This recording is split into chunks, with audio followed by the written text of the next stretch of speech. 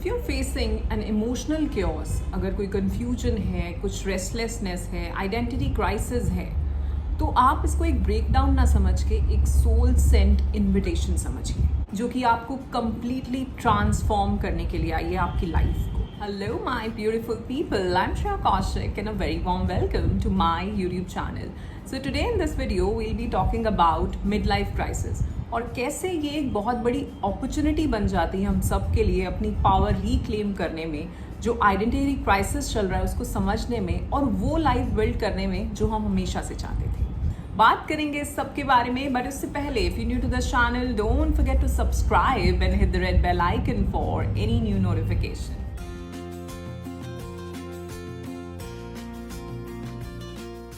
First of all, I'd like to thank you all for all the love and support that you all are showering on this channel. I'm so very grateful and thankful to all of you, and my unconditional love is always and always flowing towards all of you. So bless you all. Thank you so much. So midlife crisis को हमें एक breakdown नहीं समझना है, हमें इसे एक opportunity, एक greatest opportunity समझना है जो लाइफ ने हमें दी है, जो हमारी सोल ने हमें दी है, और वो हमें अब यहाँ से कहाँ ले जाना चाहती है उसको समझते हैं। सो सबसे पहले बात करते हैं कि कॉमन स्ट्रगल्स क्या होते हैं मिड लाइफ क्राइसिस में। ऑलराइट, आप अपने आप से कहने लगते हो that I have lost my self, you feel like you have lost your self, okay. But जैसा मैंने कहा, ये वो टाइम होता है जब आप एक्चुअली में अपने आप को अपनी रियल सेल्फ से मिलने वाले होते हैं, अपनी जो चीज़ें करने के लिए आप आते हैं वो करने वाले होते हैं, ठीक है। So it's all about finding your self, क्योंकि मिड लाइफ क्राइसिस जो है ये ज़्यादातर उस एज में होता है after your 30s, you know, in your 40s।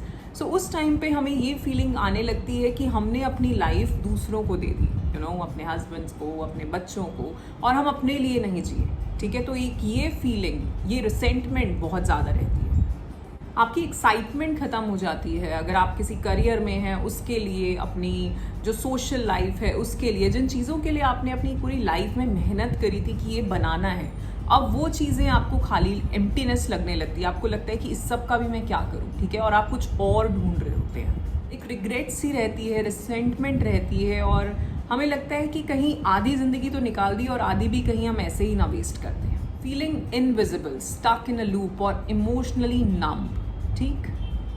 एक भीतर से डिज़ायर होती है कि इस सब को हटा दो, इस सब को हटा दो, और एक फ्रेश स्टार्ट आपको चाहिए। पर वो क्या है, क्या करना है, कहाँ जाना है, यू नो, वो चीज़ आपको समझ नहीं आ रही होती। और एक डर होता है भीतर से, व्हाट इफ, कि क्या कुछ सब कुछ ठीक भी होगा कि नहीं। सो एक unseen gift mid life crisis के क्या हैं।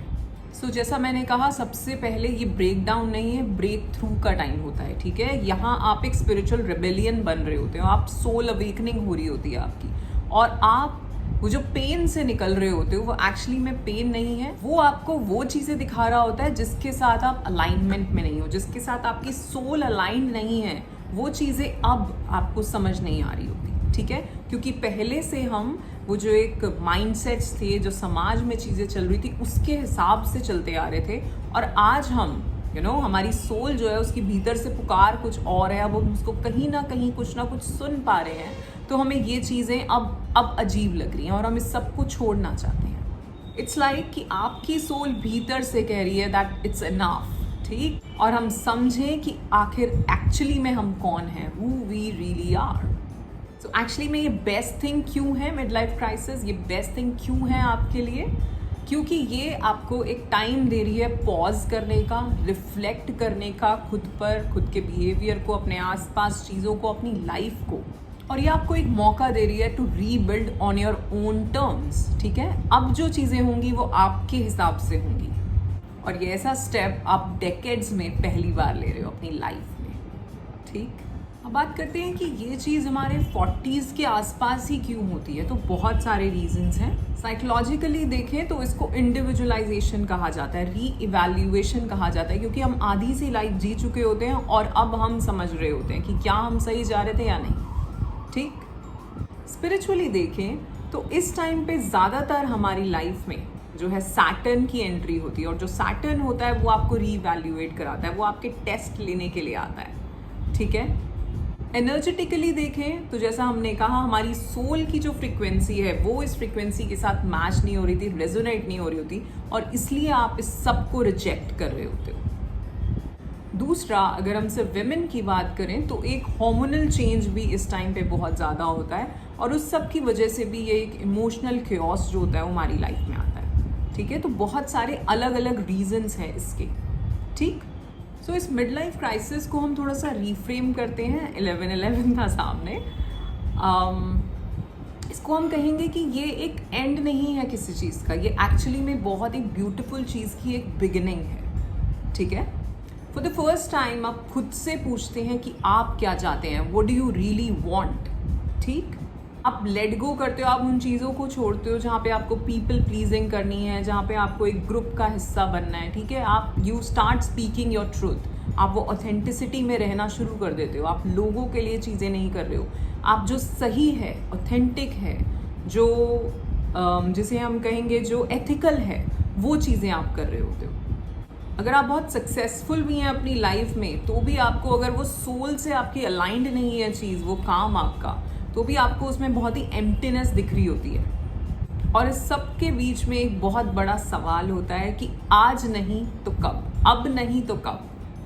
ठीक, सो कैसे हम इस मिड लाइफ क्राइसिस को एक मिड लाइफ राइजिंग में चेंज कर सकते हैं, ट्रांसफॉर्म कर सकते हैं, बात करते हैं उसके बारे में। First of all, you have the permission to reinvent. ठीक है, आप अपनी लाइफ में एक नए तरह से अपनी चीज़ें शुरू कर सकते हैं। ठीक है, so you are allowed to outgrow your past self. ठीक, आप जैसे थे, ज़रूरी नहीं है जो 20 साल से 30 साल से आप जैसे जीते आ रहे थे, जैसा आपका बिहेवियर था, आप उससे अलग एक अलग पर्सनालिटी आपकी निकल सकती है, और वो एक्चुअली में निकलना चाह रही है, इसीलिए ये सब हो रहा है। ठीक है, तो अपनी पास्ट सेल्फ को छोड़ना है और एक नया वर्जन अपना क्रिएट करना है। You are allowed to change your mind set. ठीक, जो एक्चुअली में होना चाह रहा है, जो चीज़ें हो रही हैं जिनसे आप अलाइन नहीं हो पा रहे हो, तो वो होना चाह रहा है, बट आपको भी ये एक परमिशन देनी है अपने आप को। Alright, and you are allowed to start over. आप फिर से सब कुछ शुरू कर सकते हो सकता है जब आप अपने 20s में थे,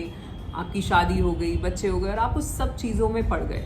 सो इस टाइम अगर आप ऐसा था कुछ कि आप कुछ करना चाहते थे, कुछ अपने लिए कोई पैशन था आपका, उसको फॉलो करना चाहते थे, वो आप आज भी कर सकते हैं। ठीक, रीडिस्कवर योर सोल्स वॉइस। तो आपको रोज़ एक जर्नलिंग करनी है जहाँ पे आपको पूछना है कि अगर मुझे लोगों के जजमेंट का या किसी से भी कोई परमिशन की ज़रूरत नहीं होती तो मैं क्या कर रही होती, तो मैं क्या होती।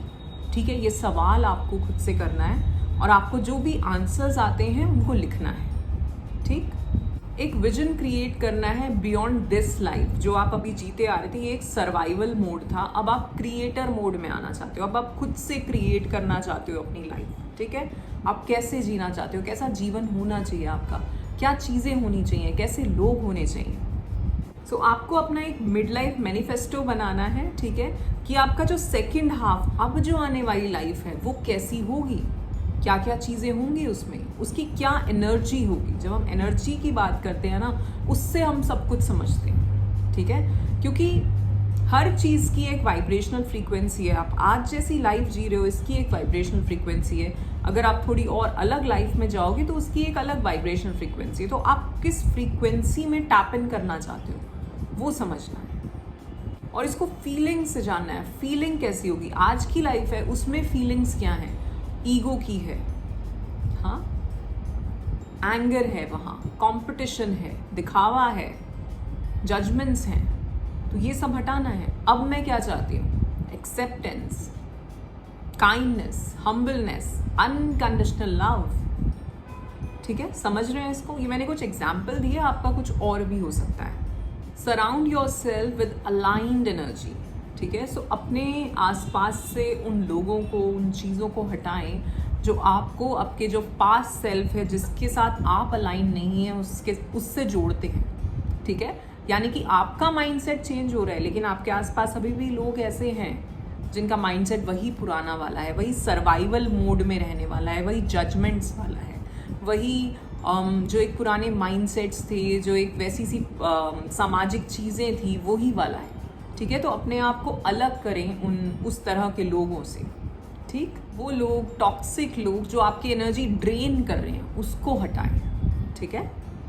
और अपने आप को कनेक्ट करें उन उन कोचेस से, उन मेंटोर्स से, उन अपनी सोल ट्राइब से, स्पिरिचुअल सीकर्स से, ठीक है, जहाँ पे आपका ये जो एवोल्यूशन है, जो आपकी मिड लाइफ राइजिंग है, उसको जज नहीं किया जाएगा, उसको सेलिब्रेट किया जाएगा, ठीक है।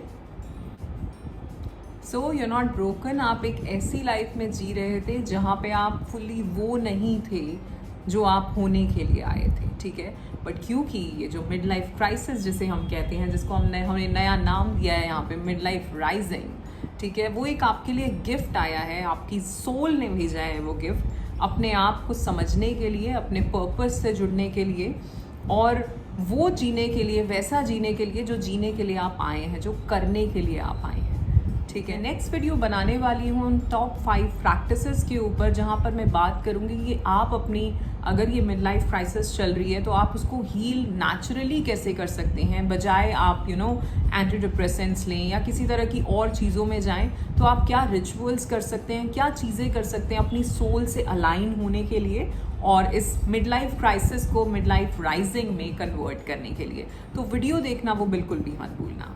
कमेंट एंड टेल मी अगर आप भी ऐसा कुछ फील कर रहे हैं और अगर ऐसे कुछ स्टेप्स आप लेना चाहते हैं या शायद ले चुके हैं। Alright, I also take 1-to-1 live coaching session. So अगर आप कहीं स्टक हैं, कुछ बात करना चाहते हैं, डिस्कस करना चाहते हैं, then you can contact me. मेरा कॉन्टैक्ट इन्फॉर्मेशन नीचे आपको डिस्क्रिप्शन में मिल जाएगा। अगर आप अपनी जैसी सोल कम्युनिटी से, स्पिरिचुअल सीकर से जुड़ना चाहते हैं तो आप हमारा व्हाट्सएप ग्रुप ज्वाइन कर सकते हैं, उसका लिंक भी आपको नीचे डिस्क्रिप्शन में मिल जाएगा।